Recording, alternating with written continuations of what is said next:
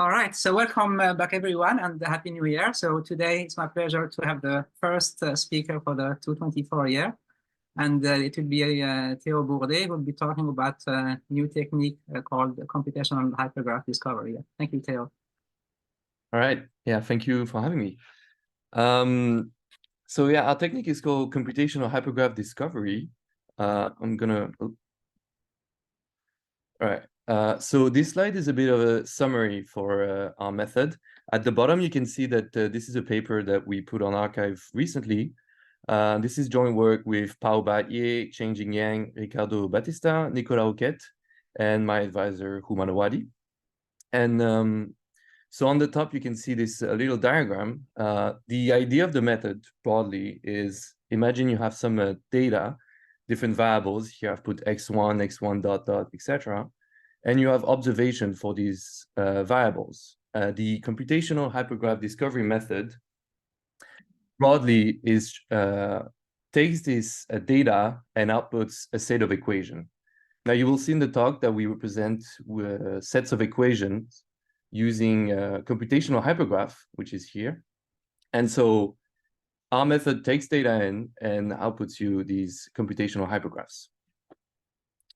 Okay, so to explain what the hypergraph discovery problem is, we'll start from regression and build up from there. The regression problem, I suppose everyone knows, it's the setting where you have two variables, y and x, and they're linked by a function. Given samples, xi, y's, these pairs, you want to be able to approximate the function f. So here I have this representation. This is just simple interpolation. And we also have a graph representation, here. So two variables, these are two nodes, and then linked by an edge, which is this function f. So this is a regression setting, and we're going to be using, during the talk, Gaussian process regression as a way to perform regression. So here, just a quick reminder, for the Gaussian process regression, let's say you are in the linear setting, which is the most simple case. Well, you want your approximation to be a linear function. So this is this f tilde here. In order to find this linear function, you find this vector beta, which is going to optimize our loss here. This loss is comprised of two terms. The first one is an error term, and the second one is a regularization term. Now, this is the classical setting. What I want to emphasize is that if you define a kernel K to be this usual Euclidean scalar product, you can see that the function f actually belongs to a space hk, which is generated by a kernel K. So these are linear combinations of the kernel K applied to Zi and then whatever you want. So this is the space of functions. Here in this case, it's just, it simplifies to the space of linear functions, but you will see that when you change the kernel, this changes the space of functions that you generate. And so when you're performing linear regression, what you're doing is defining a linear kernel and then exploring the space defined by this linear kernel to find the best approximation, the best function in this space. So let's say now you move on to quadratic regression, same setting, but now instead of using x directly, you use a feature map psi of x, which here are defined with this concatenation of 1x, x squared. And now same thing, you find the best coefficient that minimizes this loss of two terms, the error term and the regularization term. And you can define a kernel that is the scalar product of the feature maps. And now these quadratic functions that you're trying to find, well, they're generated same thing by the kernel. So you have this new space hk, which is generated by the kernel, and that is the space of quadratic function. In the general setting, you can still choose a kernel K, and this will define for you a space HK that is going to be generated by the kernel K. This space is called the reproducing kernel Hilbert space. And when you are doing kernel-rich regression, what you're doing is exploring this space of function defined by the kernel to find the best approximation for f. Okay, so this is Gaussian process regression. We'll be using it in a bit. As I alluded to, we're going to be able to represent sets of equations using graphs. Specifically, they're called computational hypergraphs, and they allow you to represent these sets of equations. So on the left, you have the one that I showed before. So two nodes, x and y, and you have an edge f. This represents y equals f of x. Now, let's say you want to join two variables. So here I have y that is equals to f of x1 and x2. So you have these two variables, x1 and x2, that are joined by a little square, and that represents this equation. For simplicity during the talk, this square here is a bit annoying, so I will just show two edges, both labeled f. Please note that this does not mean y is equal to f of x1 and f of x2. It means f of x1, x2. All right, and final setting, a bit more general. Here we have two equations, y equals f of x, z equals g of y. Why is this interesting? So here we have an example from the computational graph completion paper from Humanawati. It's an electrical circuit. Let's say you're able to observe tensions and intensities in this circuit. Using Ohm's law, you're going to be able to find all the equations of the circuit. Now, one thing that you know is that, for instance, V2 minus V3 is going to be equal to a resistance times the intensity. But the problem is that the resistance is going to be a complicated function of the intensity. It's going to vary, and it's not easy to know it. So what you would want to be able to do is to, using observations of the tensions and intensity, to be able to approximate this resistance. So since we have this set of equation, we can represent it using a computational hypergraph. This one is a bit complex, but you don't need to look at all of it. What I want to emphasize is that as soon as we have a set of equation, we have the graph. And as I said, some part of the graph is unknown. So here the resistance, as I highlighted, as a function of the intensity is unknown. Some other variables, functions are unknown. And so the computational graph completion problem is, if you know the graph, but some of the functions on these computational graphs are unknown, you want to be able to approximate these functions using data. A little recap. We start from the regression problem, just y equals f of x, and you want to approximate f.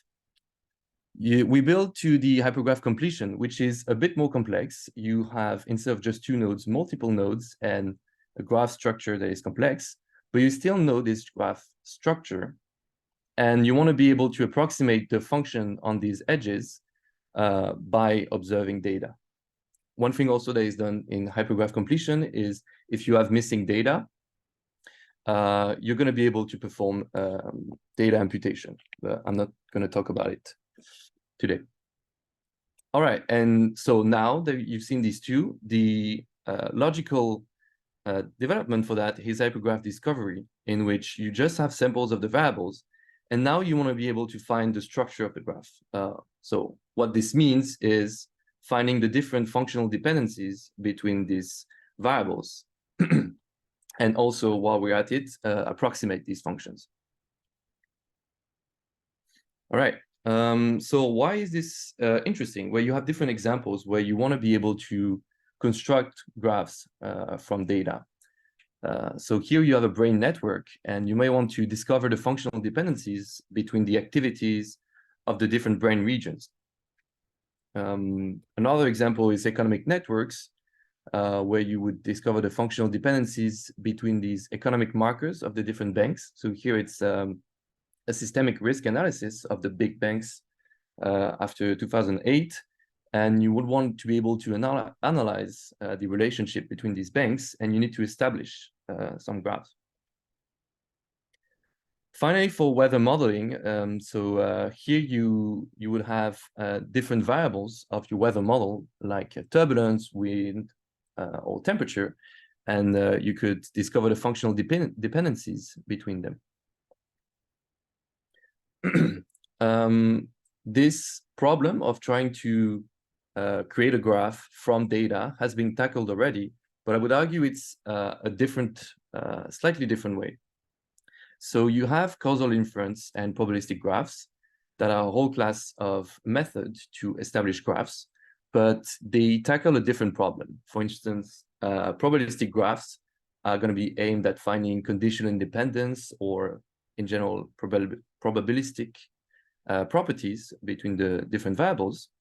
And causal inference is interested in causality.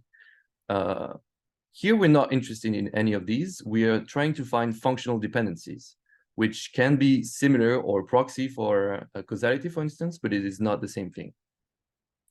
Also, these methods tend to rely on strong assumptions, like an access to the distribution, and we're not going to make these assumptions today. For establishing equations between variables, you also have techniques like the sparse regressions, and they use the knowledge of a sparse representation in a dictionary of functions. So you need a strong prior to know these dictionary of functions, and we're not going to need that today. An example of sparse regression is Cindy, if you've seen this before. All right, so now that we've presented the problem, see maybe how interesting it can be. I can show you the most general form of the computational hypergraph discovery problem. If you have n samples of variables, you want to be able to recover the functional dependencies between them, which simplifies to finding the structure of the graph. An example that we're going to be using is 5 variables, x1 through x5, and we want to be able to recover the functional dependencies between them. Our solution is using ancestors. So if you have x5 that is a function of x1 and x4 for some f, you can draw an edge from x1 and x4 to x5. So similarly as graph theory, we're going to call x1 and x4 ancestors of x5. What our solution is, for each node, we're going to try to find the ancestors of this node. So here, for instance, I'm going to pick x5, and I'm going to try to find its ancestors. So I put all the other nodes on the side, their potential ancestors, and now we're going to try to find which are the ancestors. You have 3 questions that arise when you start doing that. The first one is there any ancestor? So these are the 2 diagrams on the top. Maybe x5 is not a function of x1 to x4, so there is no edge. x5 doesn't have any ancestors. Or maybe there is this function g5, and then you can draw edges from x1 to x4 to x5. So this is the first question. And then the second question is, if there are ancestors, is this the minimum set? Can we find fewer ancestors? Why is this interesting is, well, if we want the most informative graph possible, we want to have the simplest graph possible. So you don't want to have redundant or useless variables in your graph because it would get cluttered. So you really want to find the simplest equations, which means also the least number of ancestors. And finally, I've been talking about if there is a function, there is not a function. It's a bit imprecise because you need to know also what kind of function is G5. So we'll also talk about what functions we're looking for. For the first question, does x5 have any ancestors? We're gonna go back to this example with x5 on one side and the ancestors on the other side. And we're gonna gather all the samples into vectors x and y. Now, we're trying to write y as a function of x. This is, as I showed before, the regression setting. So we're gonna be using a Gaussian process to find this function. The question is, well, really finding it is after that, finding knowing if this function that we find is relevant, if it really describes the data. So first we find one, G5. We're going to define a kernel K and a noise variance gamma. And we're going to try to find G5 as the best function defined by this kernel K. So this is the Gaussian process regression setting that I showed before. One thing to know is that here I have introduced this noise variance gamma, It's very important in practice to choose this well, because it determines a lot of things. I'm not going to talk about today how we determine it. We have a whole section in the paper on how to determine it, and we're able to find it automatically in practice, and it works pretty well. So now that we find this function G5 using this Gaussian process regression, the real question is, does this model correctly describe the data? What we're going to do is we're going to perform a nonlinear variance decomposition using the two terms of this loss. So you can see that these two terms, one of them is the norm of the function. So here the norm of G5, and we can interpret this as the signal. So this is going to be the variance of the data that is explained by the model. The second term here, this error term, we can interpret this as noise, and it will be the variance of data that is explained by noise. One thing that is very important to note is that the noise can come from two sources. The first one is true noise from the data. Let's say you chose a linear model and your data was really a linear function of the observations, but you had some noise. So you will find a noise in this variance of data explained by noise. So this is fine. But the second part that is our interest to us is that you can have also unexplained data variance that we're going to explain by noise, because we cannot explain it by our model. And so this is going to be a symptom of model misspecification. If you have a very bad model, it's just going to interpret all the variance of the data as noise. Using these two, we can define what we call the noise to signal ratio. This is n over n plus s between 0 and 1. And it's going to quantify how much the data agrees with our model, which is x5 having x1 to x4 as ancestors. So when we form x5 equals g5 of x1 to x4, we have the noise to signal ratio that quantifies the model misspecification. If this ratio is low, close to 0, the model is well specified. If it's high, close to 1, the model is misspecified. Now, for simplicity, we're going to use a threshold of 0.5. If the noise to signal ratio is below 0.5, we'll say that x5 has ancestors, so we draw these edges. And if it's above 0.5, we say that x5 doesn't have any ancestors, no edge. All right. Now, one thing that I brushed over, I said that we are able to choose gamma, but I didn't talk about the kernel. As I said during the Gaussian process reminder, the kernel defined the space of functions that we are searching in. So now we're going to be able to see what kind of functions we're using in our functional dependencies. There's a lot of things going on in this slide. So here on the left is going to be just a little representation of the space we're at. Here on the right, we're going to have a flow chart of how we are making our decisions. And at the bottom, this is the formula of the kernel that we're using. So keep in mind that when you choose a linear kernel, you define this K here. This defines the space of functions that we're looking at. So linear kernel, linear functions, and linear G5. So to choose the type of functions that we are going to find in our functional dependencies, we start with linear because it's the simplest. And we try to form x5 as a function of x1 to x4 with a linear function. If the noise to signal ratio is low, well, we've done it. x5 has ancestors and g5 is linear, simple.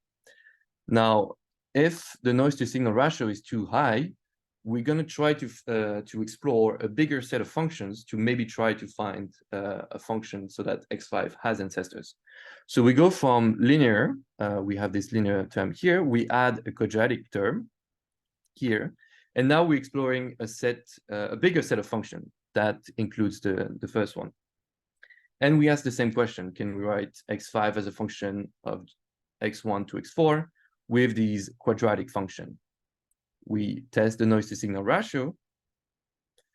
And if it is low, x5 has ancestors and g5 is quadratic.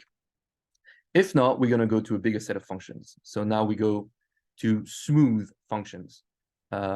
So how these functions are created, this is with this kernel here. I won't go into detail on how we chose this one, but you can think of the RKHS that is defined by this K, the space of function define it, as smooth functions. And now same thing, we try to write x5 as a smooth function of its ancestors and test the noise to signal ratio. Below 0.5, you have ancestors, above 0.5. Now, above 0.5, so you cannot write it as a smooth function of its ancestors. And now we have exhausted the library of functions that we're ready to explore. This was the nonlinear ones. The nonlinear kernel is our most general one. So now that we've exhausted every function we know, we say that x5 doesn't have any ancestor. So this conclusion really depends on the set of ancestors, set of functions, sorry, that you want to explore. So we have three questions as I highlighted. The first one is being able to tell if x5 has any ancestors. The second one being what type of functions are we looking for? And the third one that we're going to answer is what is the minimum set of ancestors? To do that, we will start with all nodes, all the other nodes as potential ancestors.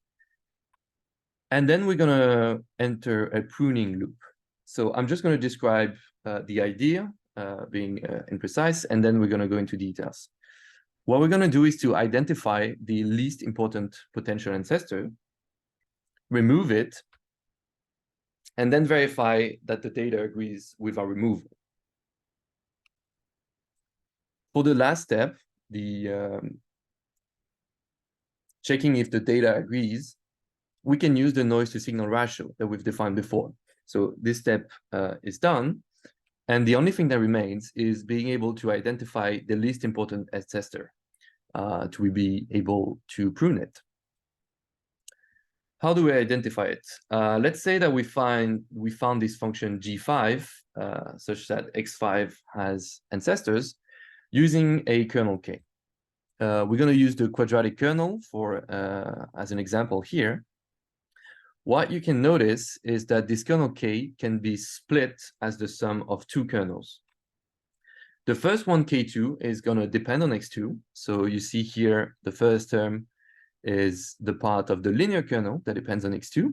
And then these two terms here are the parts that depend on x2 in the quadratic kernel. K minus 2 is going to be the rest, and k minus 2 does not depend on x2. Why is this important? Well, in Gaussian process regression, as I said, the kernel defines the space of functions that you're looking at. And I want to explain why, but this also extends when you have a sum of kernel like that. Let me be precise. We can define, so if you find this function g5 using a kernel k and that the kernel can be split between k2 and k minus 2, well, there's going to be a function f2 that is going to be generated by k2, so it's going to depend on x2. Another function f minus 2 generated by k minus 2 that does not depend on x2, such that g5 is the sum of these two functions. So this is, there is a much more general result about that, and it's called kernel mode decomposition, but I'm not going to explain why.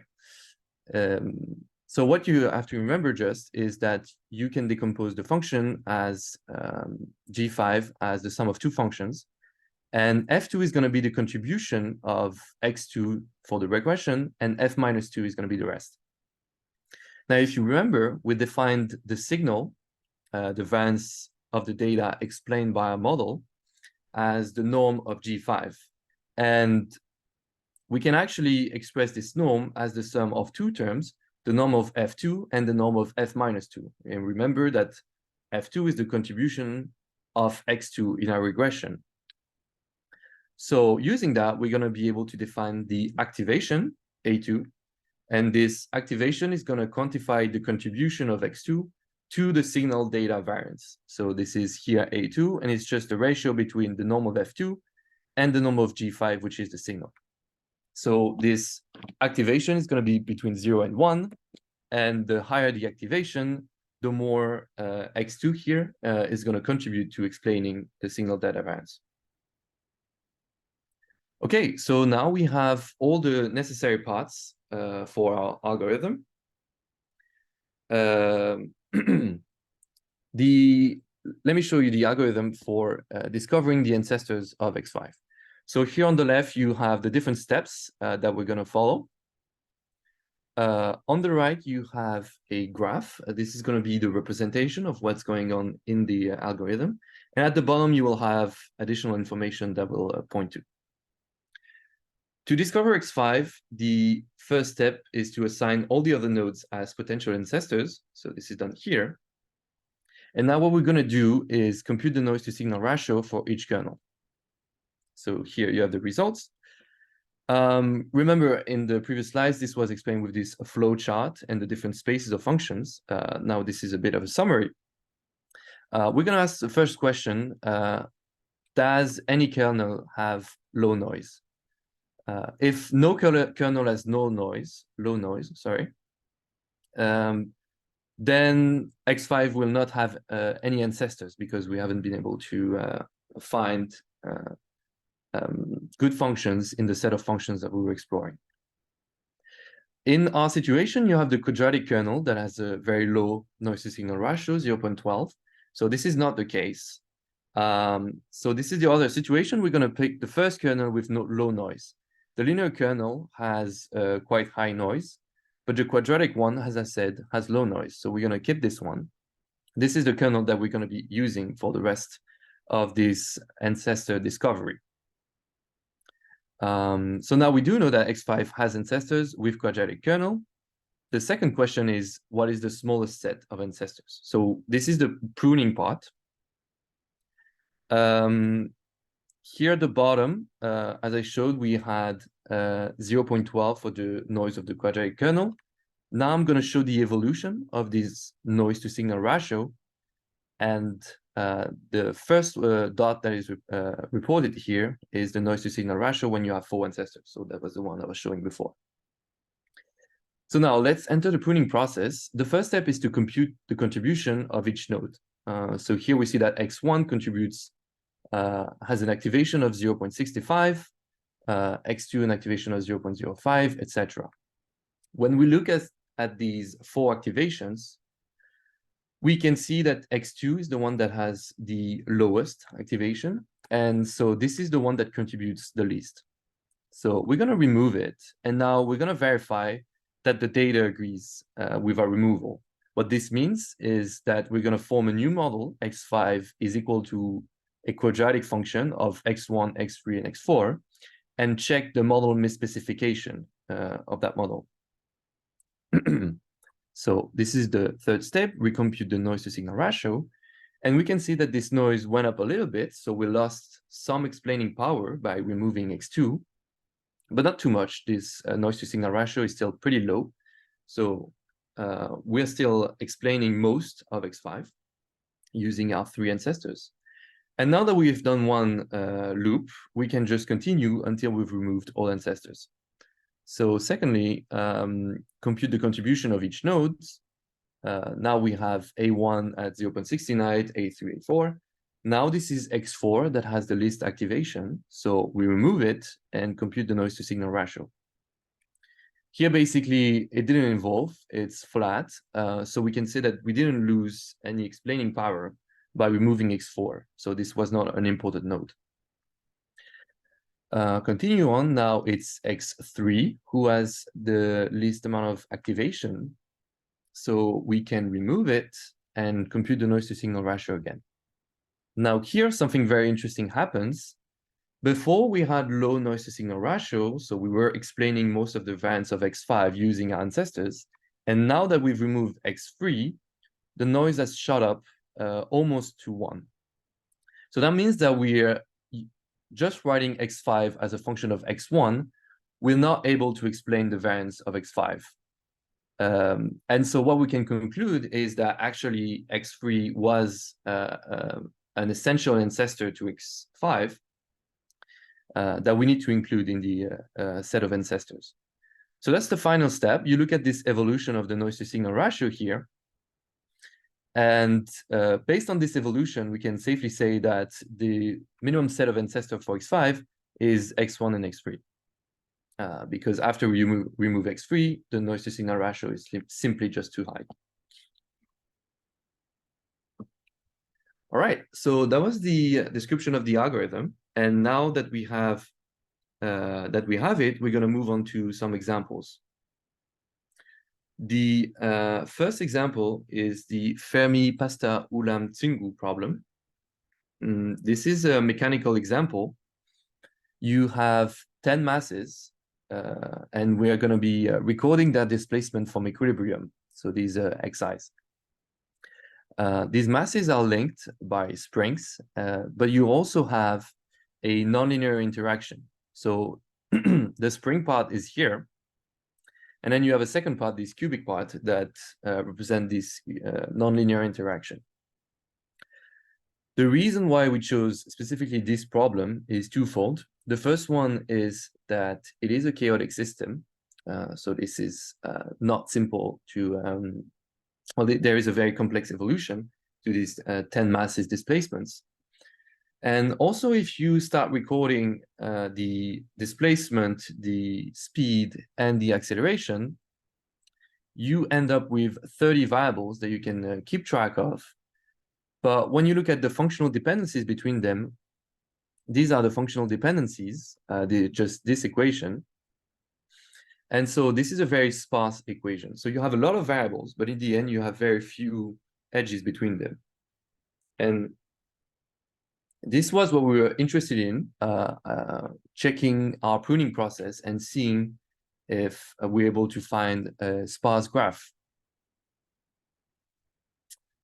So now I'll report again the equation, and our experiments were observing 1,000 snapshots of these variables, the displacement, speed, and acceleration, and try to see if we could recover the graph using these observations.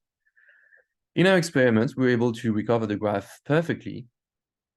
So this is what is shown here. You have, you find the equations perfectly. What is really interesting is this part here, our uninformative prior. When you look at the equations of the movement, you have this cubic term here. What is interesting is that in our kernels, I showed you the kernel that we were using, either linear, quadratic, or smooth. We did not have any cubic kernel specifically. And what that implies is that we did not have the cubic functions in our dictionary of known functions. Instead, we relied on the space of smooth functions to be able to recover this cubic function. So what this means is that we have been using a very uninformative prior, because we've just been saying we want to recover some smooth functions without saying much more, and still we're able to recover the graph perfectly. What that means is, in practice, is that even if you don't really know what you're recovering, you're still going to be able to find some results and find some good results, even because we don't need that much of an informative prior. Now, a typical evolution of the noise to signal ratio for the mass 7, its acceleration. The diagram on the left is the one that I showed during the evolution of the algorithm. So this is the noise to signal ratio as a function of the number of ancestors during the pruning process. And on the right, you have this new graph that is the noise increment. So you can think of this one as the derivative of this one. There are two things that are really important to notice and that we use in practice to be able to perform our pruning. The first one is, during the pruning process, up until the end, you have low noise to signal ratio. So here below 0.3, this is pretty low, and with the threshold that we had at 0.5, we would have been saying that we explain most of the data with such a low noise to signal ratio. So this is the first one. And the second one also that is interesting is that the evolution is pretty smooth. So you can see it's quite continuous. Now, what happens when you arrive at 3 ancestors, when you remove one of these 3, which if you look at the equation of movement that we've defined, it's when you remove one of the 3 variables that are in the equation of movement for x7 dot dot. 2 things happen. The first one is that the absolute level, the level of noise, the noise to signal ratio, goes really up high until 1. And so that means that we cannot explain the data variance anymore. So this is the first symptom that we've removed an important ancestor. But the second one that we can see on the right is that you have this really, really high increment in the noise to signal ratio, this big bump. And so these are the 2 symptoms that we look for to be able to detect when we've removed a critical ancestor is 1, a relatively high level of noise, and secondly, a big discontinuity, a big jump in the level of noise. So this is here a very clear signal. The second example that we have is the Google's COVID data on France. So we have daily values for 31 variables during 500 days. You have the epidemiology data set, so infections, cumulative deaths, etc. Hospital data set, so this is related to patients, the number in intensive care or admitted, etc. The vaccine data set, the number of vaccinated people, number of doses. And finally, the policy data set. So this one is related to government response, how the government reacted to the pandemic, school closures, lockdowns, etc. What we did is that we had these different data sets, we all joined them together, and we had a lot of variables. What we wanted to do was to be able to see if by using computational hypergraph discovery, we could discover functional dependencies between these variables in order to be able to make sense of this data set, because you have 31 variables, which is a lot to sort through, and it can be pretty hard to understand what's going on. And so by finding functional dependencies between them, you can be able to make sense a bit of what's going on. So this is the graph that we find. Here it is a bit complex. You can't really see what's going on. But if you zoom in into specific parts of the graph, you can see that actually we've found some interesting results. The first one, if you look at the vaccine part of the data set, so new person fully vaccinated, new person vaccinated, new doses administered, you can see that these 3 variables are all linked and they're all linearly functionally dependent to one another. This is really nice to observe because actually, if you look at the name of the variables, I'm pretty sure you could write yourself a linear equation that says that the new person fully vaccinated is like a simple function of the new person vaccinated and the doses. So the fact that you have these 3 variables that you would expect to be linearly linked, the fact that these variables are actually found to be linearly linked by our method automatically without any prior knowledge is really interesting. And moreover, what is nice is that this was among a pile of 30 different variables, which was simplified to just 3. So you can see here some of the power. Now we knew what the labels of the data were, but if you didn't know the labels, it would be pretty nice to see this little triangle appear to know that these variables are linked together. Another example is the policy part of the data set. So the vaccination, workplace closing, etc. And you can see that they are highly clustered. They all predict each other. Here, our interpretation for that behavior is that we had a government that tended to implement measures by bulk. So for instance, when they would have workplace closing, they will also close schools and have restrictions on gathering and restrictions on movements, etc. So all of the measures were implemented at once. And so this is why you have this clustering of the different variables. Finally, if you look at the different clusters that we've identified, you are, since they're all quite strongly functionally dependent, you can think of taking one of them as a representative for the cluster, and then just finding the functional dependencies between these variables. So this is what we've done here. We went from 30 variables to only 8. And now that we have this much more simple set of variables, you can try again to find the functional dependencies to be able to see how these different clusters, in a sense, interact together. So you can see here the power, the simplifying power of our method to sort through this large amount of variables. Now, one graph that is really, really nice, it is the evolution of the noise to signal ratio for the cumulative number of hospitalized patients. So this is one of the variables that we're looking at. And what you can see is that you have the exact same behavior as the previous example, but this one is real data. The previous one was a toy example. So we knew what the variables were, we knew the amount of noise, we knew everything, even the functions that we were recovering. Now, this is a real example. We don't know the noise. This is very noisy data also. And we don't know the functions that we're recovering, actually.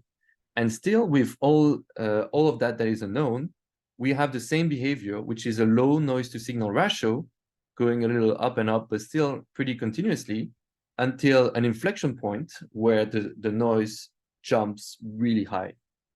And so you have these two behaviors. Here, after the removal, the noise to signal ratio is high, like 0.9, first symptom. And then the second symptom that you can see very clearly here is this big bump, this huge jump in noise. And again, I want to emphasize that this is real data. So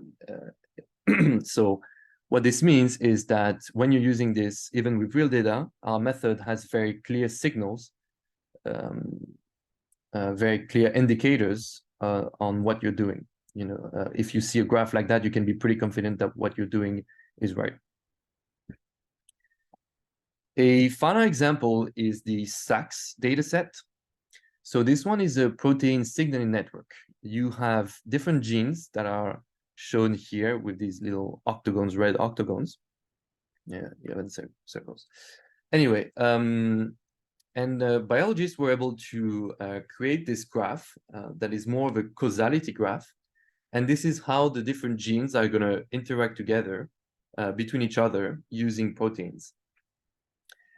So how this graph was created was by performing experiments and be able to act on the genes to see how they would react and maybe inhibiting some proteins, etc. So they were able to establish this causal graph by experimenting on the data. But you also have simply data of the different gene activations. So this is the amount of protein generated by these genes. And what we try to do is simply take the amount of gene activation of these different genes and see if we would be able to find the functional dependencies between these activations. So this is what we did here. One thing that we noticed immediately is that some variables were really closely linked together with a very strong functional dependency. So what we did to tackle this disparity was to perform a two-tier discovery. The first tier was to use simple functions like linear, quadratic, and only keep the very strong functional dependencies. This created these clusters that we can see here. You have 4 clusters, and for all these clusters, the functional dependencies are simple, linear, quadratic, and they're very strong. So you can imagine that we have these big bumps like we had in the previous example. The second step, once we had found the strong dependencies inside clusters, was to find dependencies outside of the clusters, interclusters dependency. So this is what is represented here. And we have edges going from cluster to cluster. What we have represented here with the width and the darkness of the edge is how strong this dependency is, and specifically how sure of it we are. If there's a lot of noise, we're not, there's much less certainty than when there's little noise. So you can see this represented here with the darkness of the arrow. And yeah, so we've been able to find this graph with clusters. And what is interesting now is to see how it compares to the causal graph that we've seen before that was established by biologists. What we did was color these clusters. So this one is in blue, this one yellow, red, green, and compare it to the original network with the same coloring and see if this makes sense. The first thing that we can see here, I think the most obvious one, is the red one. These three here. You can see that there are also three here, all clustered together, linked by arrows. So we've been able to identify only using the data and without any other prior knowledge. We've been able to find functional dependencies between these and cluster them as they are clustered in the protein signaling network. So this is pretty nice. You have the same thing with the yellow here, that they're also linked together, and the blue what somewhat they are linked. One cluster that is pretty remarkable is the green one.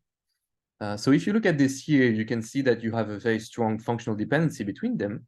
But when you look at the protein signaling network, you can see that they're pretty far away from each other. And just by looking at this graph here, you wouldn't have been able to tell that actually, even though they're pretty far, they have a very strong functional dependency between each other.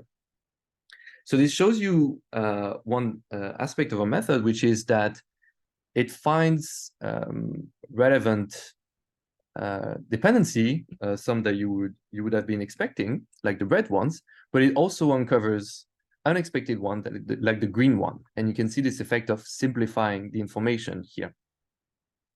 Now, if we move on to intercluster dependencies, we can see that there are two here that are pretty strong. And I want to focus on the blue to green here. So these two clusters, the blue and the green, seem to be highly functionally dependent.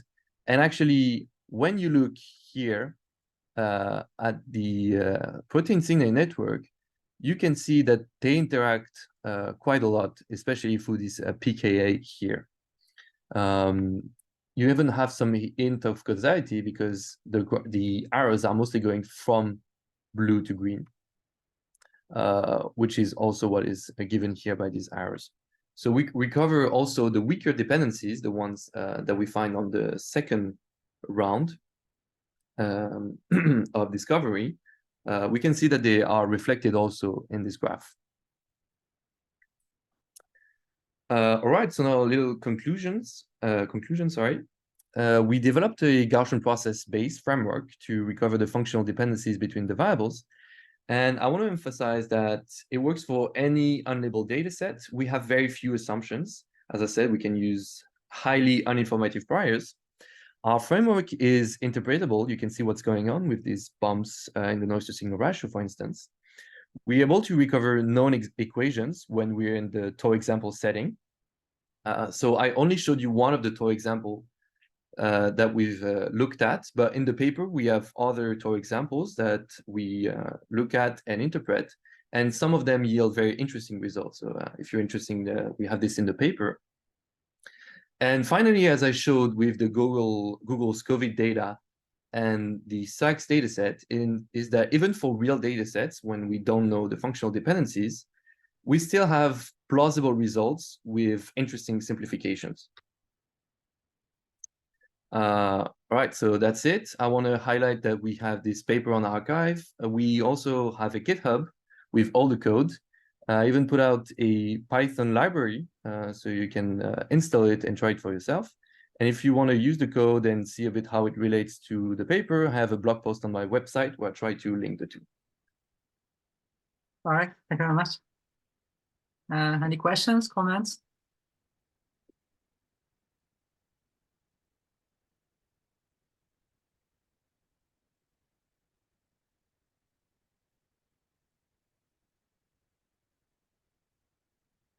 Yeah, maybe I have an expected question. That is of the question of sensitivity to the choice of the kernel, right? I mean, if you change the kernel, how robust is your framework? So obviously it's very important like how you choose it. For instance, we have an example with our two examples where you would find even different ancestors if you have a cubic kernel or a quadratic kernel. But this is because by doing algebraic manipulation, you can actually find different type of equation if you allow yourself to use, for instance, cubic or quadratic functions. So this is the first one, is that it's really important specifically for these finite dimensional feature maps like cubic, quadratic, etc.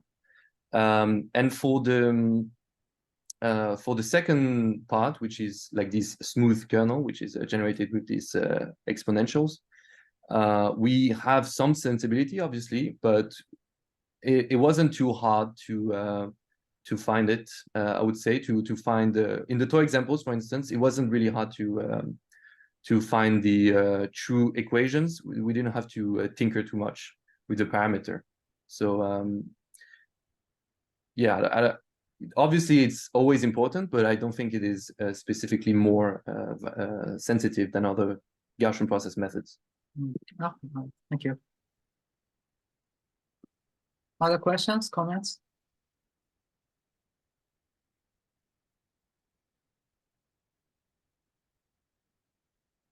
It seems not. Okay, thank you very much. Thank you. All right. Thank you very much. Thank you.